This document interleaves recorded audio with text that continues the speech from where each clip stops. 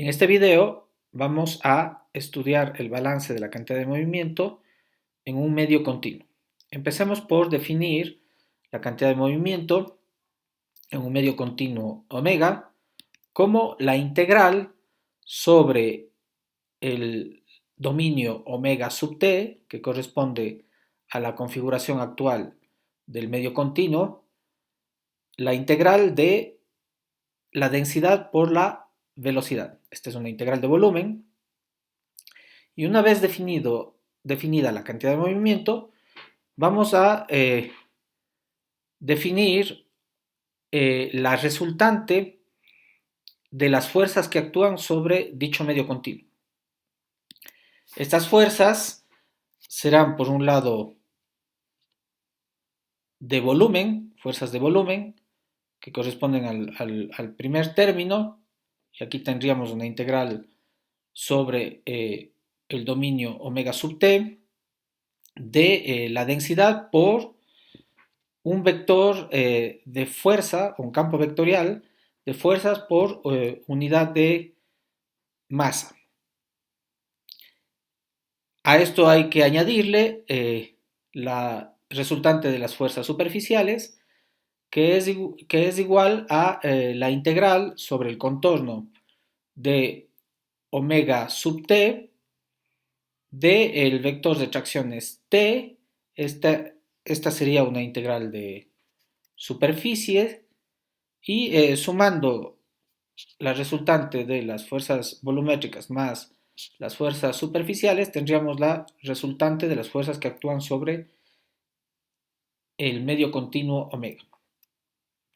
Entonces podemos plantear ya el balance de la cantidad de movimiento como la variación en el tiempo de la cantidad de movimiento que se tiene que igualar a la resultante de fuerzas. Esto es la derivada material de la cantidad de movimiento del medio continuo debe ser igual a la resultante de fuerzas que actúan sobre dicho medio.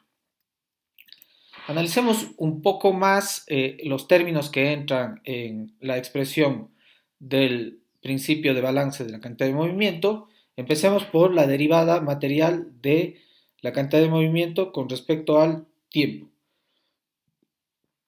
En este caso, fíjense que cambiando la cantidad de movimiento o reemplazando en la derivada la definición de la cantidad de movimiento mediante una integral sobre omega t, lo que podríamos hacer es intentar introducir esta derivada en la integral, y para eso podemos utilizar el lema de Reynolds, con lo cual obtendríamos una integral sobre el dominio omega t de la densidad por la derivada material de la velocidad. Ahora bien, la derivada material de la velocidad, como ustedes saben, es la aceleración. Por otro lado, veamos cómo se podría obtener una expresión que nos resulte más útil para el término correspondiente a la resultante de las fuerzas superficiales.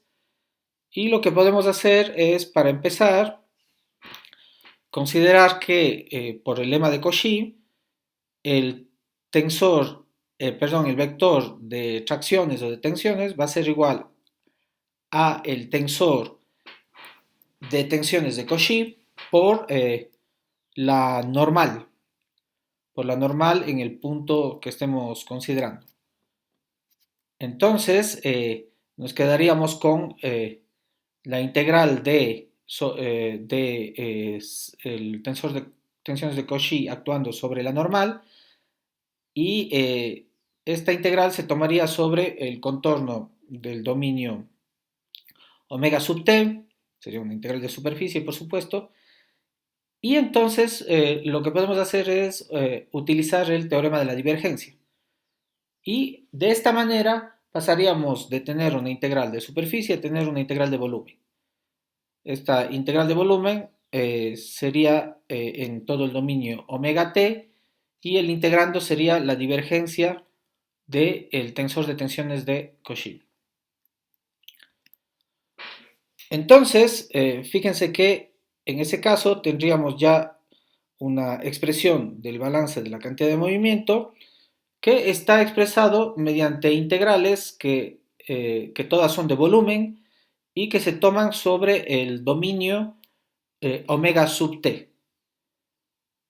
Tomando en cuenta que este es un principio físico que debería cumplirse para cualquier dominio, no importa de qué tamaño sea, lo que podríamos concluir es que los integrandos deberían igualarse. O sea, esta relación, dado que la relación de igualdad que se expresa en el recuadro que tienen ustedes este momento enfrente de ustedes,